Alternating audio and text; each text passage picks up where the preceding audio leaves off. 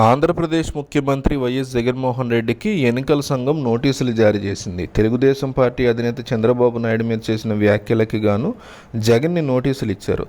YS Jagan తన ప్రసంగంలో చంద్రబాబు మీద అనుచిత వ్యాఖ్యలు చేస్తున్నారంటూ తెలుగుదేశం పార్టీ నేతలు ఎలక్షన్ కమిషన్కి ఫిర్యాదు చేశారు. ఏప్రిల్ 3వ తేదీన చిత్తూరు జిల్లా పూతలపట్టులో జరిగిన మేమంతా సిద్ధం సభలో చంద్రబాబు మీద జగన్ చేసిన వ్యాఖ్యలకు సంబంధించి తెలుగుదేశం నేతలు ఎన్నికల సంఘానికి కంప్లైంట్ చేశారు.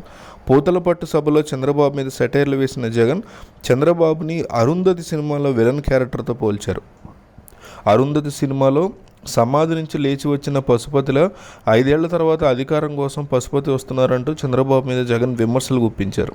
అలాగే చంద్రముఖిలా లకలక అంటూ రక్తం పీల్చేందుకు రెడీ అయ్యారని, నేరాలు చేయడం చంద్రబాబుకు అలవాటని జగన్ తన ప్రసంగాల్లో చంద్రబాబు మీద విమర్శలు చేస్తూ వస్తున్నారు.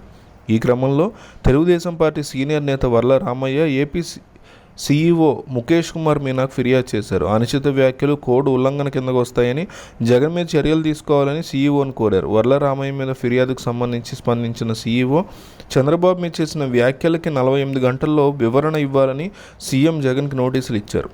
గడువులోగా వివరణ ఇవ్వకపోతే చర్యలు తీసుకుంటామని స్పష్టం చేశారు. మరోవైపు జగన్ మీద చేసిన వ్యాఖ్యలకు కానీ ఇప్పటికే చంద్రబాబుకు కూడా ఈసీ నోటీసులు ఇచ్చిన సంగతి తెలిసిందే. ఆంధ్రప్రదేశ్లో ప్రశాంత వాతావరణంలో ఎన్నికలు జరిగేలా ఎన్నికల కమిషన్ అధికారులు ఏర్పాట్లు చేస్తున్నారు.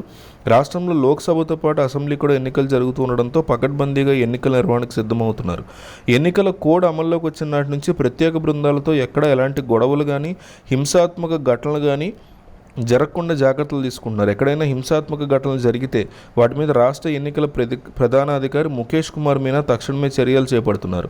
ఎన్నికల సమయం దగ్గర పడుతూ ఉండడంతో జిల్లాల వారీగా కూడా చేస్తున్న ఏర్పాట్ల మీద ఇప్పటికే క్షేత్రస్థాయి పర్యటన కూడా చేస్తున్నారు. ఎన్నికల్లో శాంతి భద్రతల సమస్య తలెత్తకుండా తీసుకోవాల్సిన ముందస్తు జాగ్రత్తలు తీసుకుంటున్నారు. సమస్యాత్మక ప్రాంతాల్లో భద్రత మీద కేంద్ర ఎన్నికల సంఘం అధికారులు ఇప్పటికే రాష్ట్ర అధికారులకు దిశానిర్దేశం చేశారు. ఎన్నికల కోడ్ అమల్లోకి రావడంతో రాష్ట్ర వ్యాప్తంగా జిల్లాల సరిహద్దుల వద్ద చెక్పోస్టుల ఏర్పాటుతో పాటు ఇంటిగ్రేటెడ్ చెక్పోస్టుల ఏర్పాటు కూడా చేశారు. అంతర్రాష్ట్ర సరిహద్దుల వద్ద కూడా తనిఖీలు ముమ్మరం చేశారు. సరిహద్దు రాష్ట్రాల పోలీసుల ఉన్నతాధికారులతో ఆంధ్రప్రదేశ్ పోలీసు ఉన్నతాధికారులు ఇప్పటికే సమావేశం నిర్వహిస్తున్నారు. సో ఏపీలో ఎన్నికల్లో గెలిచేటువంటి అవకాశాలు ఎవరికి ఎక్కువగా ఉన్నాయి, ప్రజలు ఎవరికి ఓటైపోతున్నారు మీరు చెప్పండి కామెంట్స్లో. ఓట్ ఫర్ జగన్ లేదా ఓట్ ఫర్ చంద్రబాబు అని కామెంట్ చేయండి.